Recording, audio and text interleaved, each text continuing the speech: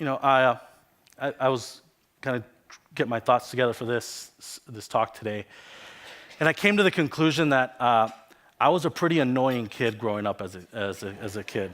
I'm okay with admitting that I'm pretty sure that I annoyed my teachers and my parents pretty much every day growing up, and it's because I always asked questions. I've always been that kid that would always ask questions, would ask why. Why does it work that way? Why do we do it that way? How does this work? I was always a very curious and inquisitive kid, and I'm very comfortable to say that I'm proud that I've been able to maintain that curiosity as an adult. And I realize that I'm probably as annoying today, maybe not, maybe more, because people that ask why and why and why typically annoys you. But I was thinking a lot about the power of curiosity and inquisition, and how this childhood curiosity is something that we often overlook. The ability to ask questions. And for those of you that have had little ones or have been around little kids for some time, you face those tough questions. Why is the sky blue? And who's best friends with the sun?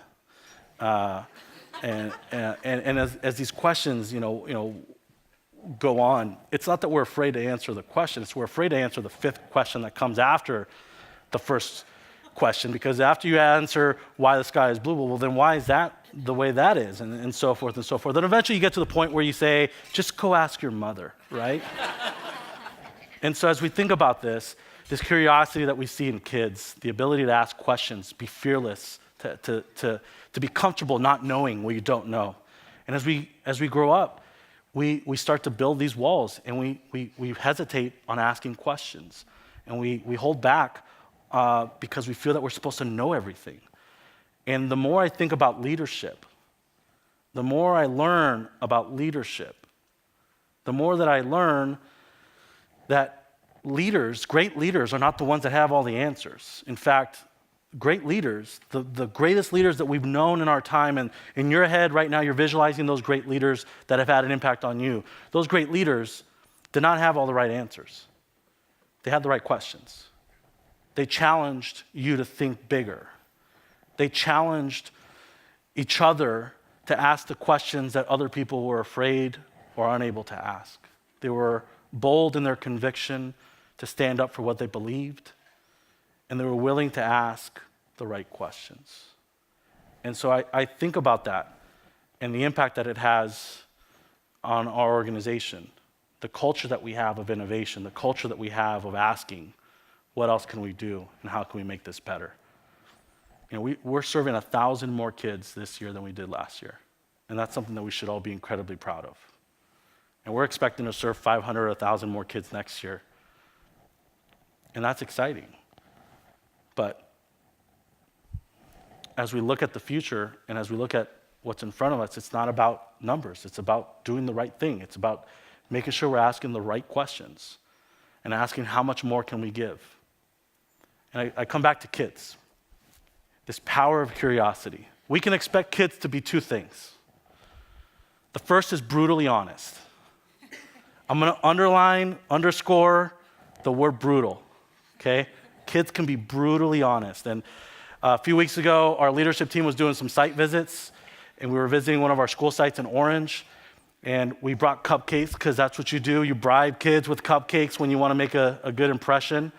And we're talking to the kids, having a great time, asking them what they love about the program, how we can make it better, and really just having this great dialogue with the kids. And I meet this little boy, and I'm having a great conversation with him, and he's telling me about his family. And I ask him, how old are you? And he says, I'm 8 years old. And so I said, are you serious?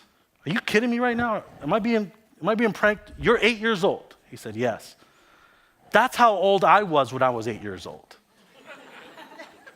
And guys, let's face it, that's the perfect joke. Like that, it literally is it has everything you need for it to be funny, except for this day and except for this kid. He looked at me without skipping a beat and just straight face, Mr. Robert, I don't think you're funny. Don't quit your day job. Brutally Honest. These kids can be brutally honest. The other thing that kids can be is curious.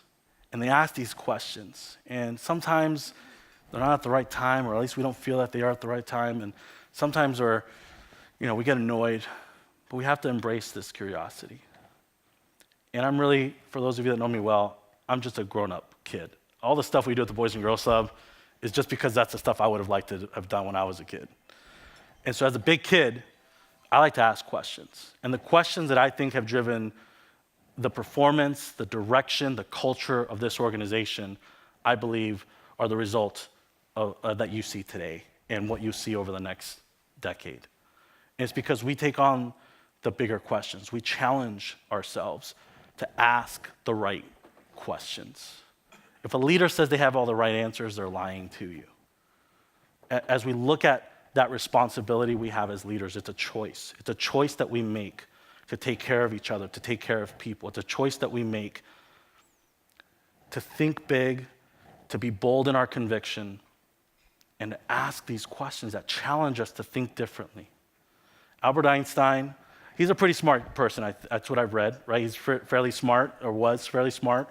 Albert Einstein was known to have said, if you give him an hour to solve a complex problem, and his life depended on it, he would spend 55 minutes of that hour just trying to figure out the right question to ask, and the last 5 minutes answering that question. And so I'm talking about this and how it impacts leadership because there's a formula for change in our community. And the first piece of that formula is asking the right questions so you can design the right solutions matched with the action to execute that plan. The discipline that it takes to deliver on what you said you were going to do. And that's where a lot of organizations stumble, because you talk yourself into why it can't be done and why it's going to be more expensive and why it's going to be harder to do. And that's where this falls apart. But change, true change, happens when you do the right things and you follow through with exactly what you feel people deserve. And so what are the questions that I asked 13 years ago as a volunteer when I first walked into this Boys and Girls Club? I had no background, I had no expertise in this area. All I was curious. And so when I asked how we did things at the Boys and Girls Club and why we did it that way, it annoyed a lot of people.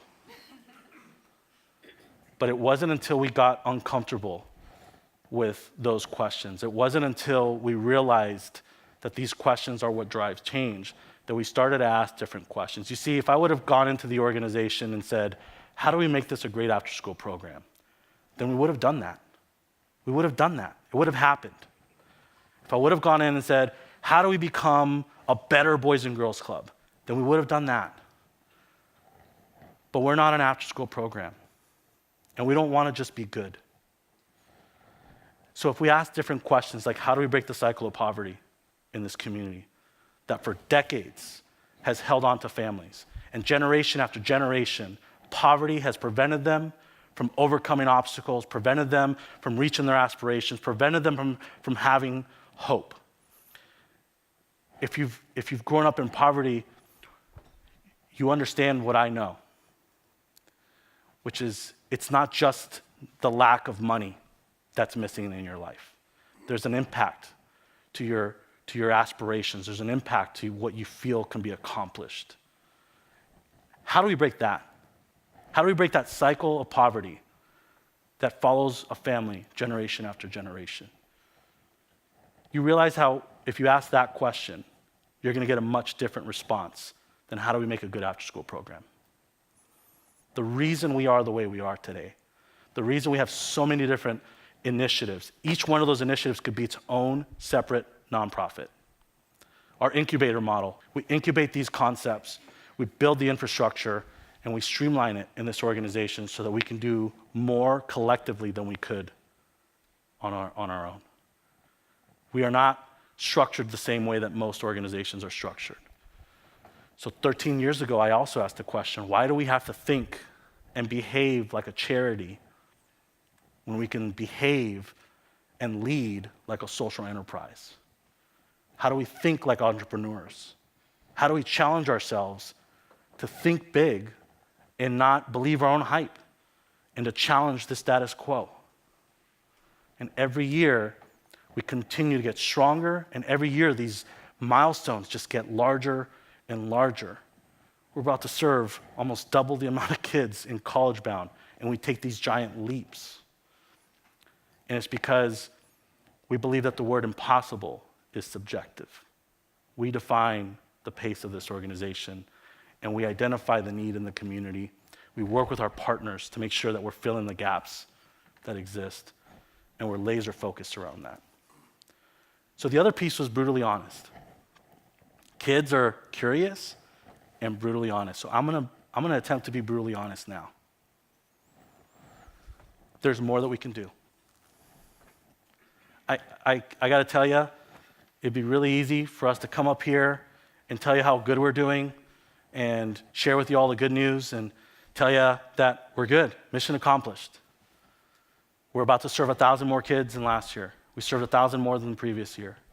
Feel good for us. But we're entrepreneurs, and the status quo isn't acceptable to us. So as we look at all these opportunities and everything that we've committed to for growth, we have to remind ourselves that we still have kids in this community that do not have role models, do not have mentors, and do not have you to champion for their cause. We have kids in this community, 200,000 of them, that are in the cities that we serve that still don't have access to us. That's the commitment we have to make. Our family strengthening initiative that we created a few years ago, all these services, financial literacy and fitness and parenting workshops, and we have adults that are earning their high school equivalency through the Boys and Girls Club. All these partnerships allow us to really introduce large-scale impact, and we have a responsibility to scale that. We have a responsibility to get that model into other areas of our county where it will have the same effect.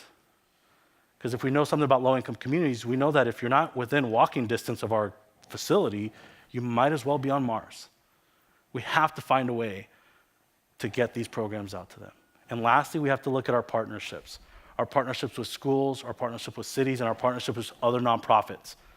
Because only that way will we find sustainable growth so that we can reach more kids and build our collective impact together. That when we combine our resources, we put ego aside, we put all of our talent, all of our expertise so that we can have a greater impact together, that's when we see impact in our communities. And so we're very fortunate and appreciative of our partnerships with our schools.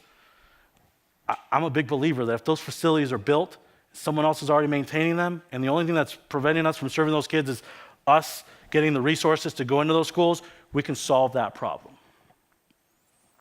And so I bring it back to us and the challenge that we have. You choose to be leaders. You choose to make this Boys and Girls Club a part of your life. We thank you for that. Leadership is a choice. It's a choice to think about other people and to take care of them. And I think a lot about legacy and what I want to be known for. And I talk to other people about their legacy and what they want to be known for. And people ask me fairly often what my definition is of success. And success for me is defined not based on the accomplishments you have or the things that you accumulate in your lifetime, but the impact that you have on this world, the impact that you have on individual people and how they will remember you. And so as you look at this organization, I ask questions of you. I challenge you to think about how else we can increase our impact in this community, how else we can get more involved. I ask you to join me in asking these tough questions because the problems that we have in our communities are not easy to solve, and it requires us to spend time and energy and the discipline to see these issues come to a much better place. I lastly ask you to think about who else needs to be involved. Who else do you think should be a part of this Boys and Girls Club? Because we need more people like you. There are kids and families that still need our impact. And as we look at the next year and the next several years, I don't know what we're going to look like. Just like 13 years ago when I walked into the Boys and Girls Club as a volunteer, I didn't have any of the answers. I just had the right questions. And as I look at this milestone, and I look at the next decade, I don't have any of the answers. I don't know what this will look like. I don't know what programs we will need in 10 years, but I do know that if we ask the right questions, we're constantly focused on this culture, we will be whoever we need to be, so that the communities that we serve and the kids and families that rely on our Boys and Girls Club have the Boys and Girls Club that they deserve. I'd like to thank you on behalf of all the kids, all the families that are impacted by this Boys and Girls Club, for believing in this mission, for sharing my core belief that it should not matter what zip code you live in, what your background is, how much money your parents make to determine whether or not you can reach your potential. Our mission is to ensure that every child has mentors and champions in life. Every child. Our rule of thumb with the board of directors and our staff is we will treat each and every child we serve as if they're our own. And that means we don't compromise, we don't lower the bar, we don't say, well, that's good enough, because you wouldn't do that for your own kids. So I want to thank you for sharing that value with us as well. Thank you very much for being here and for supporting our Boys and Girls Club.